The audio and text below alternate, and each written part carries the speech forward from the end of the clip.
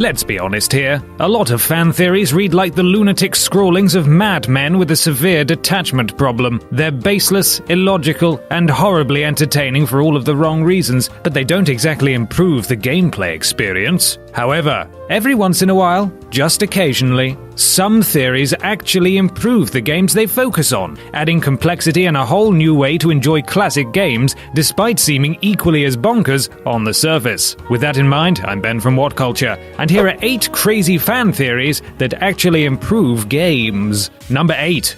Final Fantasy VIII.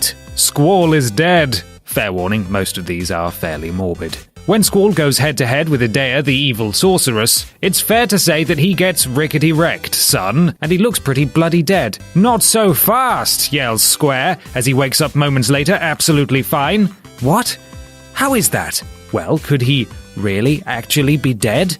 Possibly. Particularly considering how his crewmates completely fail to mention his not-so-subtle impaling at the end of the first disc. Plus, there's that not-at-all horrifying bit where if you freeze-frame, you see a picture of Squall's head with a gaping void where his face should be.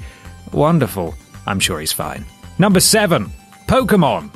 You're actually the bad guy. As you might imagine from a game with so many fans and so rich a universe, no video game series has spawned as many theories as Pokemon, and probably the most intriguing is that Ash isn't actually as squeaky clean as he might first seem. When you first meet your rival in Lavender Town in the original Pokemon Red and Blue, he asks if you know what it's like to have one of your Pokemon die, and one theory has it that you killed his Raticate in a prior battle, setting him on a quest for vengeance. You destroyed his life and gave him a morbid raison d'etre, compelling him to become a champion, which he does, only for you to then defeat him to become Indigo League champion yourself, to the annoyance of his grandfather, you evil bastard.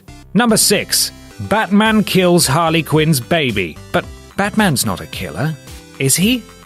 Is he? According to one theory, Batman makes Harley Quinn miscarry in Arkham City, which is awful, obviously. There are hints throughout the game that Harley is pregnant with the Joker's offspring, from the pregnancy test to the lullaby she sings creepily in the credits.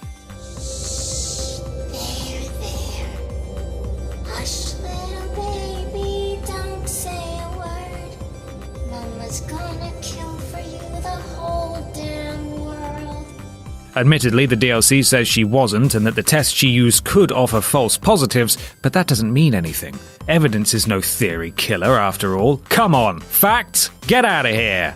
If you think back to her first appearance in the game, she tries to attack Batman only to be thrown to the floor, leaving her in a state of discomfort. At first, you'd be forgiven for thinking she's exaggerating, since it can't possibly have hurt that much, but then, with the other evidence in place, Batman becomes a baby-killing murderer. Number 5. GLaDOS is suicidal. Portal is the perfect dystopian sci-fi, controlled by a megalomaniacal destabilized supercomputer who entices and punishes in equal measures, intent only on testing and testing and testing until the end of time, or until her new toys end up broken. But did GLaDOS have a different endgame? Beyond her obvious insanity, GLaDOS's black heart could hide a darker, more tragic secret. She's been reliving her nightmare, stuck alone with no one to test thanks to her own murderous activities, with the suggestion being that she keeps awakening new test subjects, or victims, as playthings. So why does she equip her testees, that's test subjects, not testicles, with the tools and skills to defeat her? Well, it could all be because GLaDOS has a death wish. She's sick of her captivity and she wants an end. It certainly puts a new spin on that Still Alive song and adds an oddly touching full stop to GLaDOS's story.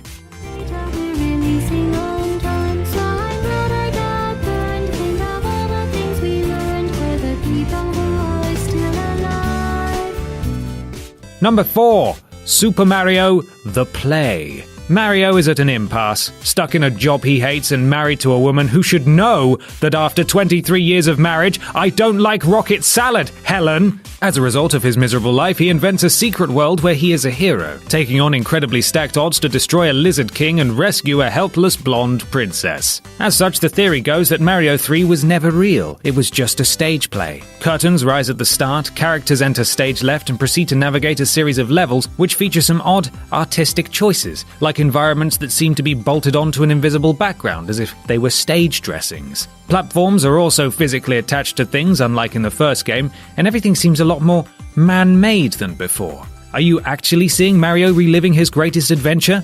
Number 3. Animal Crossing. Something is very wrong here. Animal Crossing is a cute, harmless game, right? Wrong! It's actually a dark nightmare that traps the lead character in a colourful prison, like an awful Truman Show with man-sized animals and forced labour, all enforced through the grinning smiles of creatures pretending to be friendly. You can't escape, your lodgings are as bare as a prison cell with no toilet, and you're basically forced into an endless cycle of mortgages and manual labour, despite barely being 10 years old. This is not the holiday that gaming is supposed to be. Number 2. Pac-Man/Pong. Probably the silliest theory of all suggests that the Pac-Man universe and the world of minimalist classic sports game Pong are linked together by a social dynamic that places them together on a complex class ladder. The theory says that Pong is the upper-class world where people play tennis endlessly at their leisure on account of being terribly rich, burning through balls like there's no financial restriction on how many can be used, because frankly, there isn't. So where do all the balls go? Well, in this scenario, Pac-Man is the lower rung of the social ladder, where the character is forced to endlessly collect the discarded balls of Pong's socially adept. He then sells them on to those who wish to appear more wealthy with their ball stocks, just about scratching a living in the process, but having to evade guards hell-bent on stopping any thefts that will destabilize the accepted social order of things. Huh? Tell me that isn't perfectly logical. Go on. Please. Number 1. Mario is the villain. For years, Nintendo have been pushing forth the jovial plumber who never actually seems to fix any pipes as the archetypal video game hero. I suppose you could call him a shit plumber for whackers. Hashtag shit plumber for whackers. He conquers evil lands, vanquishes a beastly foe, and saves the girl, eventually. But has Mario been hiding a deep, dark secret from his earliest days? There's a theory that Mario never quite evolved from his days as the monkey-capturing, animal-controlling devil who tried to make Donkey Kong Jr. an orphan. And the hints are there for all of us to see. Consider for a minute how peaceful the Goombas and Koopa Troopas are in the first Super Mario Bros. Game. What was initially perceived as comical ineptitude is in fact the tactical naivety when faced with an invading force. They don't know how to defend their homes, and are forced to offer themselves as cannon fodder as the little Italian mercilessly takes over every one of their lands, conquering every castle under the thinly veiled guise of rescuing the princess. Mario is an anarchist, intent on deposing King Koopa, and we're all enabling his evil empire. Yeah. And that's our list. Are there any crazy theories we've missed off? Let us know in the comments below, and don't forget to like, share, and subscribe. You can even follow me here on Twitter if you fancy. I'm Ben from What Culture, and thanks for watching.